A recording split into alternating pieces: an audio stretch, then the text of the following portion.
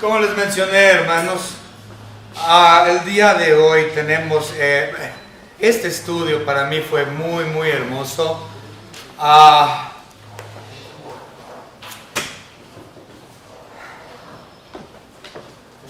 Y espero que así como fue de bendición para mí, sea de bendición para ustedes. Este Salmo 45, como podemos ver de forma inmediata en la parte de arriba del versículo 1, es una canción, un cántico de las bodas del rey. Se desconoce realmente a qué rey o la boda de qué rey se refiere. Muchas personas piensan que el rey es, en efecto, el rey Salomón, el día de su boda. Hay un par de posibilidades muy buenas que vamos a estudiar que nos mostrarán que posiblemente haya sido Salomón. Pero al ver el texto como tal, en realidad no sabemos. Es un solo versículo que posiblemente nos muestre que es Salomón. Ahora, como en la mayoría de las bodas, incluso, bueno, no nada más las bodas, bueno, en las bodas siempre hay música especial, ¿no? Pero por lo general la música es genérica. Solamente cuando tú eres una persona de dinero, una persona poderosa, como un rey, o incluso como aquí en México es muy famoso, los narcos, que se pagan a músicos para que músicos cuenten la historia de su vida y de ciertos eventos y de ciertos sucesos. ¿No es así? En este caso, el rey, quien obviamente es una persona poderosa y la más influyente de la tierra, tiene el evento de su boda. Y naturalmente se contratan a músicos para que estos le escriban una canción para su boda. Esta canción está dirigida específicamente a los novios. Primero al novio y después a la novia. Si ustedes observan en el versículo 1 de forma inmediata, podemos ver que habla al novio. Dice: rebosa mi corazón palabra buena, dirijo al rey mi canto. Entonces, está dirigiendo esta canción al rey en el versículo 1. Pero también a la novia. Esto lo podemos ver en el versículo 10. Oye, hija mía, y mira e inclina tu oído, olvida tu pueblo y la casa de tu padre, etcétera, etcétera. Todos esos versículos ya son hablados hacia la novia. ¿Okay? Entonces tenemos un canto totalmente dirigido al novio, el rey, y a su ahora esposa, o que será su esposa, su novia.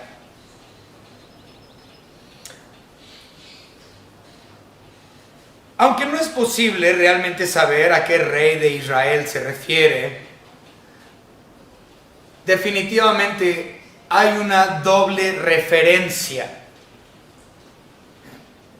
Si ustedes estudiaron hermenéutica o recuerdan algo de hermenéutica, recuerden que hay un principio que se llama el principio de doble referencia. Es decir, que algo en el Antiguo Testamento tiene doble significado. Una para ese tiempo y una para un tiempo futuro. ¿Sí? Entonces, tenemos aquí una doble referencia en el capítulo 45. Ahora, de forma natural, por lo general, cuando hablamos de una doble referencia, siempre tiene que ver con la persona de nuestro Señor Jesucristo. ¿Okay? Y esta no es la excepción. La doble referencia es una referencia a Cristo Jesús en tiempo futuro. ¿Okay? De hecho, el versículo 6 definitivamente es el más famoso de este capítulo. Mucha gente se sabe el versículo 6 incluso de memoria. Tu trono, oh Dios, es eterno y para siempre. Cetro de justicia es el cetro de tu reino. Muy famoso ese versículo. Y fíjense lo que dice el versículo: tu trono, oh Dios. Ciertamente no está hablando del rey, o sea, del rey humano, del rey de Israel. ¿Por qué? Porque obviamente eso sería una blasfemia. Y como este es un canto que se cantaba dentro del tabernáculo, no podrían dentro del tabernáculo cantar algo con una referencia al rey como Dios. Entonces, muy definitivamente, no es al rey humano que se le está llamando Dios. Okay. Entonces, esto es muy, muy bonito, muy hermoso, y vamos a continuar con esto. Ahora nosotros vemos en la parte de la leyenda arriba, del subtítulo que tiene, dice: al músico principal sobre lirios. Lirios, pues aparece en varios lugares, me parece que en el capítulo 40, no recuerdo, no los anoté, pero lirios aparece varias veces, como unas 4 o 5 veces en los Salmos, algo así, y a lo que hace referencia no se sabe. Hay dos posturas. La primera postura es que que lirios se refiere a una melodía ya existente, que simplemente se le agregó la letra del poema. ¿Ah? Entonces, como decir, mira, ya existe esta música o esta melodía, adáptale por favor la letra que yo escribí. Esa es una idea. Sin embargo, la otra idea, que es la que para mí es más correcta, muchos creen que los lirios es un instrumento musical de cuerda. Si ustedes recuerdan, en los Salmos muchas veces dice al músico principal sobre Neilot, o al músico principal sobre Neginot, o al músico principal sobre, bueno, hay varios, tendríamos que regresar a verlos, pero son instrumentos musicales a los que se está refiriendo al inicio de estos capítulos. Al músico principal sobre Neilit, o Neilot y Negilot, y todos esos son instrumentos. Entonces, ¿por qué lirios sería otra cosa distinta? Que no, o sea, no tiene caso. Entonces, lirios, yo estoy de acuerdo que sería una especie de instrumento musical de cuerda, muy posiblemente. Hay algunos que incluso piensan que sería una orquesta de cámara, es decir, una orquesta pequeña, incluso podría ser un cuarteto de cuerdas o algo así.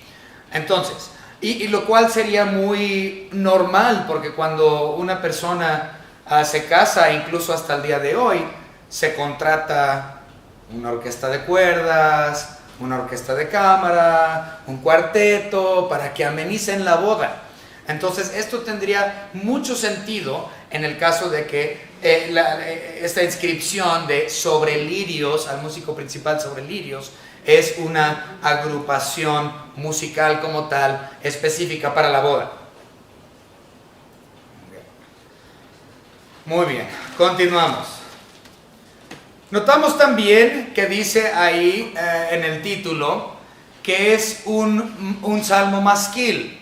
Recuerden, otra vez, hay un montón de tipos de salmos: salmo profético, salmo mesiánico, salmo penitencial, salmo masquil, salmo imprecatorio. Entonces hay varios tipos de salmos, y los masquiles, los que caen dentro de la categoría de masquil, recuerden, masquil significa instrucción o enseñanza. ¿Ok? Entonces todos los que son salmos masquiles son de instrucción o enseñanza. Pero si ustedes leen el capítulo, realmente no hay enseñanza aquí. La única enseñanza o exhortación o instrucción que podemos ver es dada a la novia en los versículos 10 y 11. Entonces, a la novia sí se le da una exhortación por parte del salmista. En 2 versículos. Es la única exhortación o instrucción que existe en el capítulo 45. Fuera de estos 2 versículos, 10 y 11, no hay exhortación. Y son por esos 2 únicos versículos que se le llama Salmo Masquil. Los versículos 10 son, oye, hija mía, entonces es una exhortación, pon atención, hija mía, y mira e inclina tu oído, escucha, olvida tu pueblo, la casa de tu padre, y deseará el rey tu hermosura, e inclínate a él porque él es tu Señor. Entonces es una sugerencia muy bien hecha, ¿no? Es una exhortación. Mira, te conviene, novia del rey, poner atención, inclinarte ante él porque él es tu Señor. Olvídate de tu tierra pasada y de donde vienes, porque ahora tu enfoque debe de ser plenamente en tu marido. ¿Okay? Entonces esa es la única exhortación que hay como tal, y es por eso que el Salmo 45 se llama Salmo Masquil. Ahora vamos a ver el bosquejo rápidamente, y después de esto vamos a orar porque no hemos orado. Del versículo 1 al versículo 9, que es lo que vamos a estudiar hoy, bueno, hasta el 8 realmente, podemos ver que el salmista da una alabanza al rey, que le da una alabanza al rey. Y como ya habíamos visto, en realidad el salmista no está alabando al rey que se está casando necesariamente, sino que se está alabando al rey que vendrá, es decir, a Cristo Jesús en un futuro. Obviamente, o quién sabe, no sé, obviamente es por obra del Espíritu Santo únicamente. No sabemos si el salmista realmente comprendía, si estaba escribiendo para el rey que vendría a futuro o no. Entonces eso sí no sabemos. Pero el hecho es de que él escribió desde su corazón rebosando, que dijo en el versículo 1, rebosa mi corazón, y su lengua era la pluma, es decir, su lengua iba a cantar estas palabras bellas acerca del rey. Entonces el primer punto es, el salmista alaba al rey. Segundo punto, versículos 10 y 11, el salmista da instrucción a la novia, que ya lo leímos. Punto número 3, el salmista hace una descripción de la novia y de la procesión de ella. Otra vez, el salmista describe a la novia y a la procesión de ella. Versículos 13 al 15 nos muestran esa verdad. Y por último, el cuarto punto, que vamos a ver posteriormente también, es el salmista bendice a la novia, que son los versículos 16 y 17. Entonces, eso viene siendo el bosquejo de todo el capítulo. Del 1 al 9, 10 y 11, 13 al 15, 16 a 17. Otra vez, primer punto del versículo 1 al 9, el segundo del 10 al 11, el tercero del 13 al 15 y el último del 16 al 17. Con esto, hermanos, vamos a empezar con una oración. Señor Padre, le damos gracias por sus tantas y ricas, abundantes bendiciones derramadas sobre nosotros, Señor. Gracias, Señor, por su bendita palabra y por este himno, este canto de amor tan precioso para esta boda tan hermosa. No nada más la del rey cuando ya se casó, sino la boda del Cordero que aún está por venir. Gracias, Señor, le damos por todo. En nombre de su Hijo Jesucristo, nuestro Salvador, Señor y Dios. Amén. Muy bien. Ya leímos el versículo 1, pero como mencionamos en la introducción, el canto es dirigido al rey, lo cual es evidente, que ya vimos. Y también es evidente que se habla al rey por el versículo 14, porque en el versículo 14 dice que es parte del con rey. Dice, con vestidos bordados será llevada al rey. Entonces todo esto es la boda del rey. Como ya mencioné, algunos piensan que fue Salomón. Y realmente si hubiese sido Salomón, que no lo podemos comprobar, me gustaría pensar que sí es la boda de Salomón, así me gustaría a mí pensar, pero no lo puedo comprobar realmente. Pero quienes creen que Salomón es el rey en cuestión, dicen que esta es la boda de Salomón con la princesa egipcia. ¿Okay? Es la boda de Salomón con la princesa egipcia. Y si realmente es Salomón, entonces hay mucha tipificación. Si no es Salomón, entonces, o sea, Salomón con la egipcia, entonces no hay tipificación.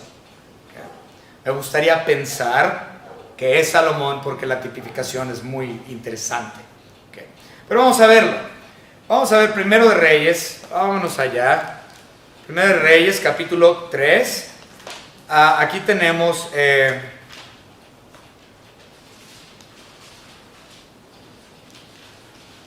la boda de Salomón con la princesa egipcia.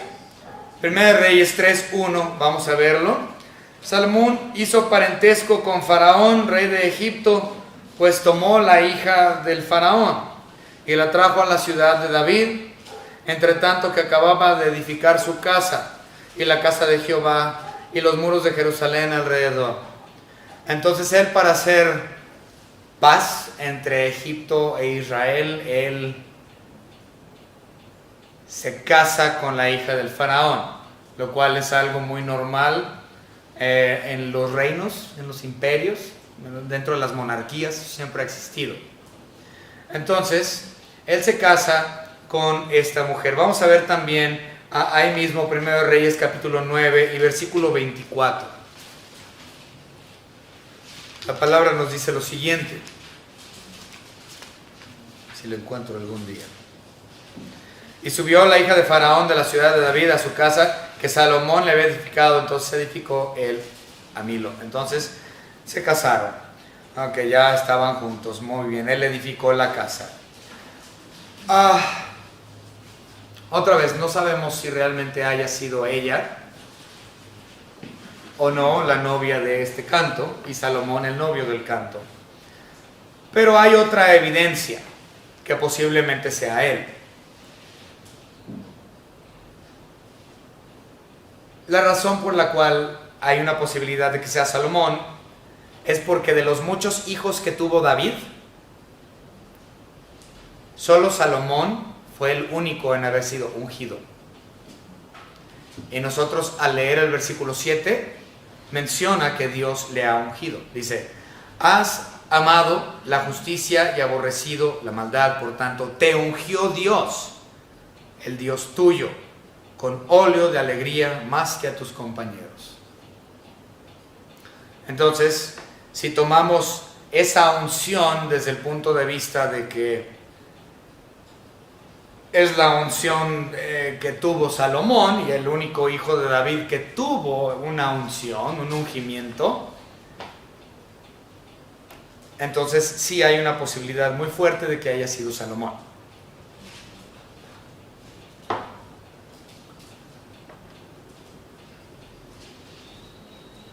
Es de suma importancia mencionar, aunque ya lo dijimos, que este pasaje no solo habla acerca de Salomón, sino de la persona de Cristo mismo. Esto lo sabemos porque esto no puede ser una simple canción de amor.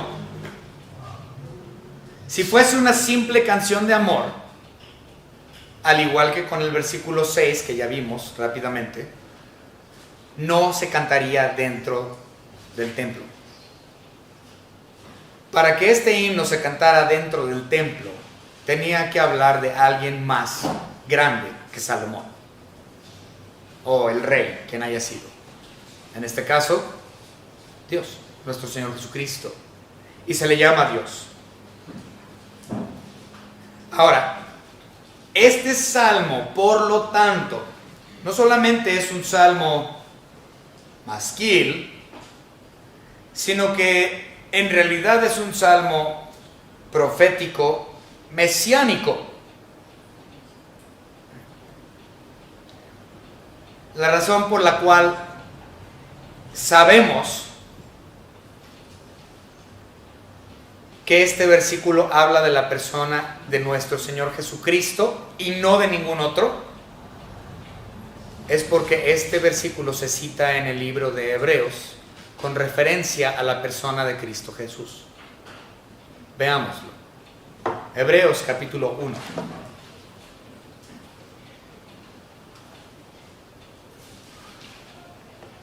Y vamos a leer dos versículos aquí, 8 y 9. Observemos, por favor. Mas del Hijo dice: tu trono, oh Dios, por el siglo de los siglos, cetro de equidad es cetro de tu reino. has amado la justicia, aborrecido la maldad, por lo cual te ungió Dios, el Dios tuyo, con óleo de alegría más que a tus compañeros. ¿Qué no es lo mismo que el del Salmo? Es igual. Entonces, el escritor de Hebreos utiliza estos versículos de Salmos para decir, esos versículos de Salmos están hablando de la persona de Jesucristo.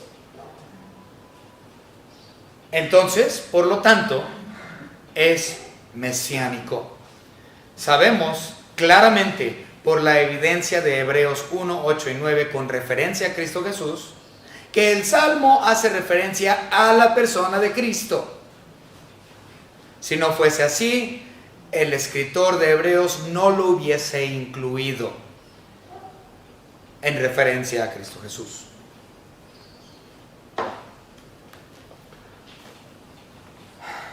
A manera objetiva, el canto va dirigido a los novios. Pero a manera subjetiva, o incluso podríamos llamarlo, como ya lo mencioné, el principio de doble referencia, podemos observar no solo a Cristo Jesús, sino también a la esposa.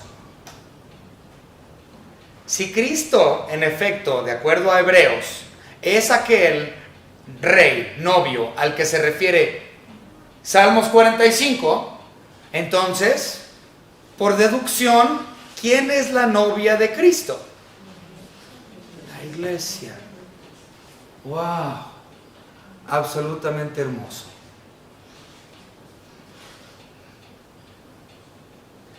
Recordemos que la iglesia, como tal, es un misterio en el Antiguo Testamento. Sin embargo, aunque la iglesia jamás es mencionado en el Antiguo Testamento como tal, en el Antiguo Testamento, aún lo podemos ver dentro de pasajes como este. Y sabemos cuál va a ser naturalmente el fin de la iglesia, es en el arrebatamiento. Pero posterior al arrebatamiento pasan dos eventos gloriosos. Primero, el tribunal de Cristo, que es claramente marcado en 2 Corintios capítulo 5 y versículo 10.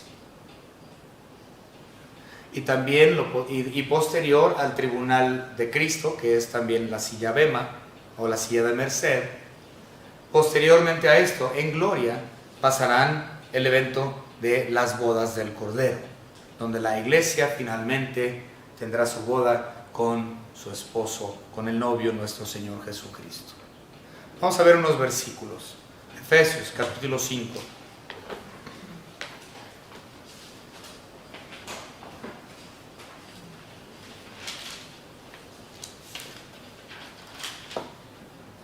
El versículo 23. Porque el marido es cabeza de la mujer, así como Cristo es cabeza de la iglesia, la cual es su cuerpo, y Él es su Salvador.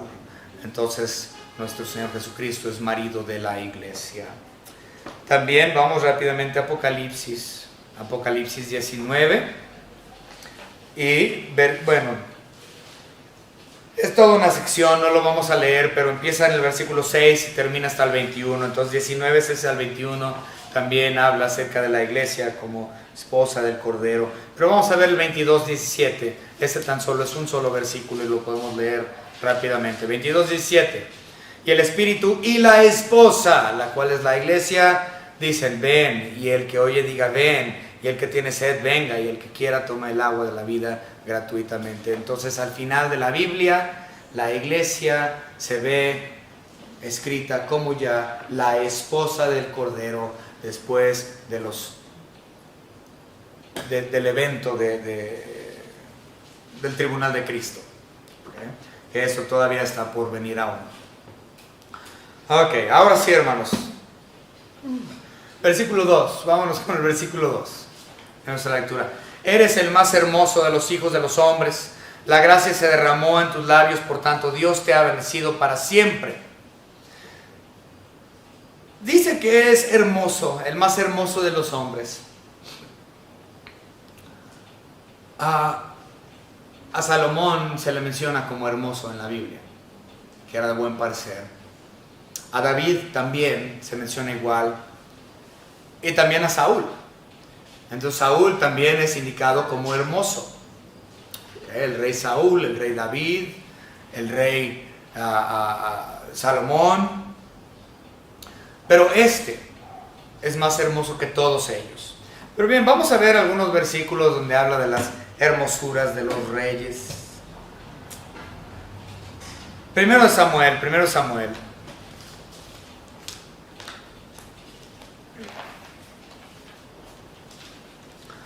Capítulo 9 y versículo 10. La palabra de nuestro Señor dice lo siguiente.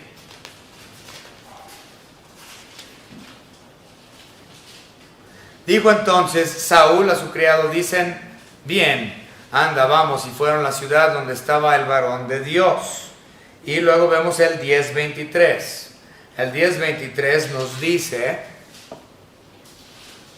entonces corrieron y lo trajeron de ahí, y puesto en medio del pueblo, desde los hombros arriba, era más alto que todo el pueblo. Era de buen parecer, era muy alto. Okay. Y dice luego el versículo 24, y Samuel dijo a todo el pueblo, ¿habéis visto al que ha elegido Jehová? Que no hay semejante a él en todo el pueblo. Hablando de su hermosura y de su altura. Diciendo, mira este monumento de hombre, Saúl. ¡Qué espécimen! Saúl era un señor de señores. Pero en el Salmo 45, está diciendo que este rey es el más hermoso de todos. De todos. La razón es porque es la persona de nuestro Señor Jesucristo. Y le vemos con hermosura por el sacrificio que Él hizo. 1 Pedro, capítulo 2 y versículo 24.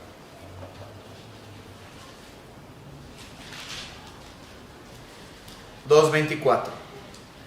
Quien llevó Él mismo nuestros pecados en su cuerpo sobre el madero, para que nosotros, estando muertos a los pecados, vivamos a la justicia, por cuya herida fuisteis sanados. Esta es la razón por la cual Él es hermoso para nosotros, los que hemos sido receptores de su gracia, por el sacrificio que Él hizo, por quien Él es, no nada más por su sacrificio y su victoria sobre la cruz, la muerte, su victoria sobre Satanás, sino por absolutamente todo lo que Él es. Él es hermoso. Pero para nosotros, los que hemos adquirido la gracia, es la cruz, hermanos, la cruz.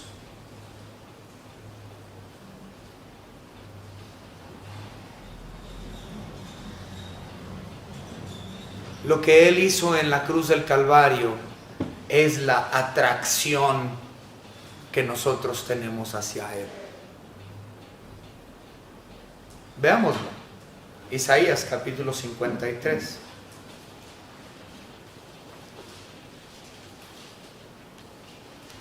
Recuerden, todo el capítulo 53 habla acerca de la muerte y crucifixión de nuestro Señor Jesucristo.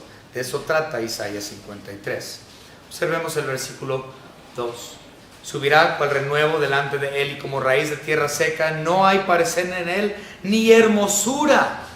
O sea que nuestro Señor Jesucristo, siendo hermoso físicamente, se le quitó cuando lo crucificaron en la cruz y fue golpeado en la cruz por ti y para mí.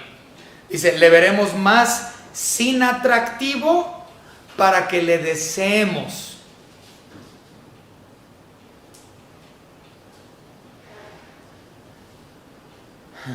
Su desfiguración en la cruz del Calvario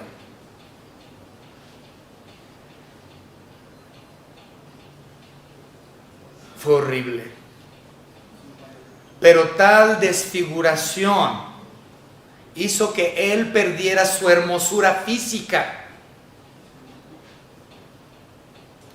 a tal grado que esa desfiguración física me hace a mí darme cuenta lo que Él hizo por mí y así yo lo deseo más a Él,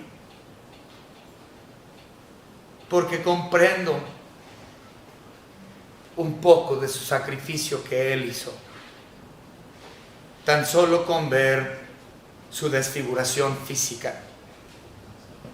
Eso es lo que me ha atraído a Él, lo que Él hizo por mí me hace ser atraído a Él. Esta es la razón por la cual es el más hermoso de todos los hombres.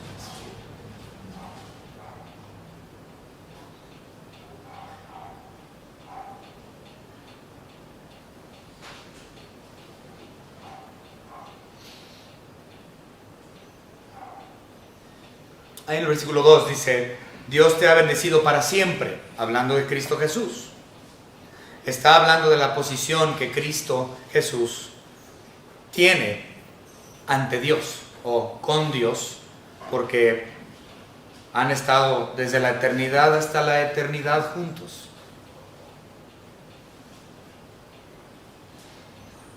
La razón es porque son uno mismo. Y hay muchos versículos hablando de eso. Desde el principio era el verbo, y el verbo era Dios, y el verbo era con Dios. Juan 1:1. También Juan 8:58. Juan 10:30. El Padre y yo, uno somos. Entonces el hecho de que Él ha sido bendecido para siempre implica su posición en la eternidad con Dios Padre. Y la gracia se derramó en tus labios. Esto es el ungimiento de la persona de Cristo Jesús. La gracia, Él es el dador de la gracia. Y por medio de su sacrificio es que nosotros adquirimos dicha gracia. Hebreos capítulo 4, versículo 16.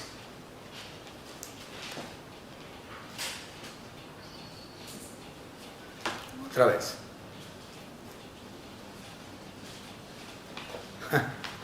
Hebreos 4:16. Dice la palabra de nuestro Señor Dios: acerquémonos pues confiadamente al trono de la gracia para alcanzar misericordia y hallar gracia para el oportuno socorro. Él es el dador de la gracia. De Él derrama la gracia. Muy bien, versículo 3. Esto también se me hizo interesante. Esto también es muy interesante. Me gustaría tener más tiempo para hablar de esto, pero creo que con esto vamos a terminar dejándolo aquí, hermanos. Versículo 3. Ciñe tu espada sobre el muslo, oh valiente, con tu gloria y con tu majestad.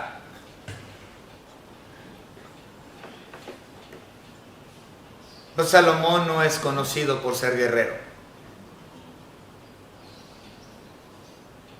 Entonces, si esto habla de Salomón, entonces se equivocaron. Porque Salomón no era conocido como guerrero, como su padre. Nunca fue conocido como un valiente guerrero, fue conocido como una persona sabia. Sin embargo, aquí está diciendo, si ustedes observan, que el salmista está diciendo que él está deseando la prosperidad en batallas futuras. Observen: ciñe tu espada sobre el muslo, oh valiente, con tu gloria y con tu majestad. En tu gloria, sé prosperado. Sé, de tiempo futuro, sé prosperado en batalla. Cabalga sobre palabra de verdad, de humildad y de justicia, y tu diestra te enseñará cosas terribles.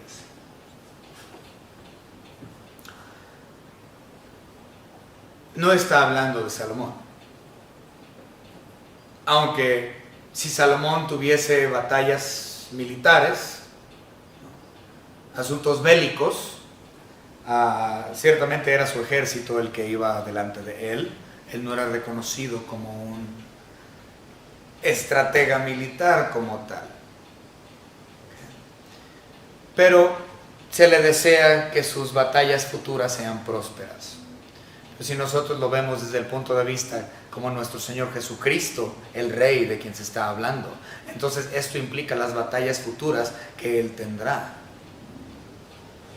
A saber, la batalla del Armagedón, los juicios que vendrán en contra de todos sus enemigos, del falso profeta, de Satanás, de la bestia y de todas las naciones que han rechazado al Hijo.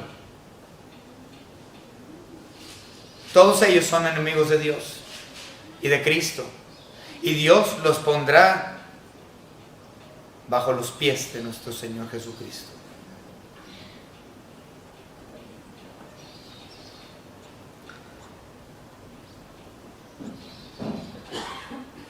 Y si ustedes observan el versículo 3, dice, oh valiente, que tiene victoria, ¿no? Al hablar de la persona de nuestro Señor Jesucristo, en la cruz del Calvario, Él fue el valiente. Él fue a la guerra, Él estuvo colgado en la cruz y Él murió. Y él tuvo una batalla contra el enemigo más grande de todo el universo, Satanás mismo, y Él tuvo victoria sobre Satanás cuando Él murió en la cruz del Calvario. Y esto llevó a cabo al pie de la letra la profecía de Génesis 3:15. Cuando Cristo tuvo victoria sobre Satanás en la cruz del Calvario y victoria sobre la muerte a la hora de su resurrección, Él cumplió al pie de la letra la profecía de Génesis 3:15. Es decir, que Él tendría victoria sobre Satanás y la pisaría a la serpiente. Vamos a verlo. Ya se lo saben de memoria seguramente, pero de todos modos lo vamos a ver. Génesis 3:15. La palabra de nuestro Señor dice lo siguiente: y pondré enemistad entre ti y la mujer, y entre la simiente suya, esta te herirá en la cabeza, y tú la herirás en el calcañar. Es decir, Cristo Jesús tendría victoria sobre Satanás al aplastarla sobre la cabeza, y esto sucedió a la hora de que Cristo tuvo victoria en la cruz del Calvario. Ahora vamos a ver Hebreos capítulo 12 y versículo 2. Hebreos 12:2. Dice la palabra de nuestro Señor aquí: puestos los ojos en Jesús, el autor y consumador de la fe, el cual por el gozo puesto delante de él sufrió la cruz, menospreciando lo oprobio, y se sentó a la diestra del trono de Dios. Entonces él sufrió la cruz para traer victoria. Y gracias a esa victoria, nosotros tenemos victoria. Los elegidos, la iglesia tiene victoria. Y tenemos victoria también, al igual que Él, sobre Satanás, sobre el infierno, sobre la muerte. Vamos a verlo. 1 Corintios.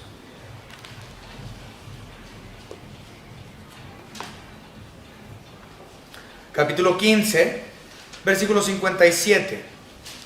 La palabra de nuestro Señor dice lo siguiente: mas gracias sean dadas a Dios, que nos da la victoria por medio de nuestro Señor Jesucristo.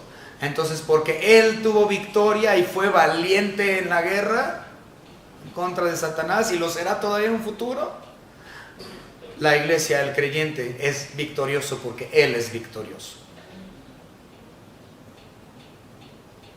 También ahí mismo en 1 Corintios capítulo 1 y versículo 18. Nosotros leemos lo siguiente: porque la palabra de la cruz es locura a los que se pierden, pero a los que se salvan, estos a nosotros, es poder de Dios. A nosotros, los que hemos recibido la gracia, no vemos su muerte como algo de locura o vergonzoso, sino que vemos su muerte en la cruz del Calvario y decimos: gloria a Dios, Él tuvo victoria, y porque Él tuvo victoria y yo estoy en Él, yo también tengo victoria, y la muerte y el infierno y eso no tiene nada sobre mí, porque Él fue victorioso. Como lo mencioné, incluso la muerte misma. Hay tantos cristianos que tienen miedo a la muerte. Si estás en Cristo, ¿qué es la muerte? Es inexistente. Veámoslo. 1 Corintios 15, 55. ¿Dónde está, oh muerte, tu aguijón? ¿Dónde, oh sepulcro, tu victoria? La respuesta es negativa. No hay dolor en la muerte y no hay victoria en el sepulcro no tiene victoria sobre el creyente, porque la victoria la tenemos en Cristo Jesús.